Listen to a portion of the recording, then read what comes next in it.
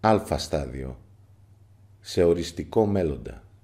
Καθώς θα βγάζεις τα εισαγωγικά από τη ζωή, τα νεύματα θα πληθαίνουν, τα χέρια τους να σουνεύουν τη σκιά και την παράδοση σε φόνους που τώρα ωφελούν.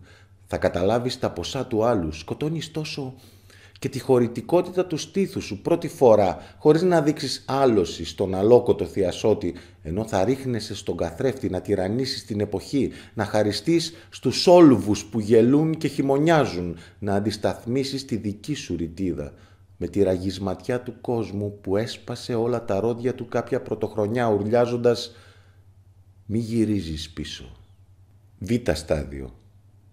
Σε οριστικό ενεστώτα. Μη γυρίζεις πίσω. Και ωστόσο δεν εξουσιάζεις ακόμα το δεύτερο πρόσωπο. Σε αυτό το σενάριο καμιά ταύτιση δεν καταργεί τη μάσκα. Καμιά μεταφορά δεν αναιρεί τη διαταγή. Πέσε αθόρυβα, από μηδίαμα σε ρόγχο, χρησμολάτης πιο δίσκαμπτος κάθε επόμενη αυγή. Υποκριτής πιο γυμνασμένος σε τύμβους βαθύτερους από τη σύψη σου.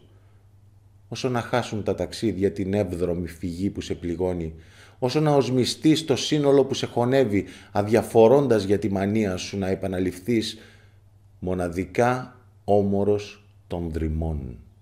Γ στάδιο. Σε προστακτική.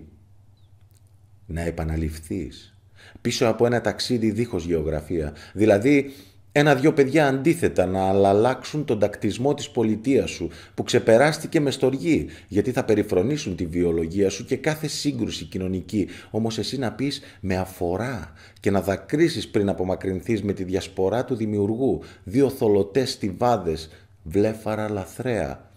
Η βροχή που δεν τίμησες, τη σπονδί της, το αίμα σου που παγίδευε φιλέριμο τον πολιορκητή στο περιθώριο να ολισθαίνει ως χρόνου. Ταραχή. Δέλτα στάδιο. Σε δυνητική οριστική. Ως ταραχή. Άκτιστο θα κατοικούνταν ό,τι κηρύχτηκε σε υποτακτική ωριμότητα. Ίσως θα αποζητούσε μια νύβη διάστιχα λυτή από την ηθική της ορμής, γιατί θα χτυπούσε κάθε σεμνής ανεξήτηση τύψη του εγχρονισμένου που έμαθε τα κύτταρά του να γερνούν σε ένα μεθύσι ανώνυρο, κοιμίζοντας το βίωμά του.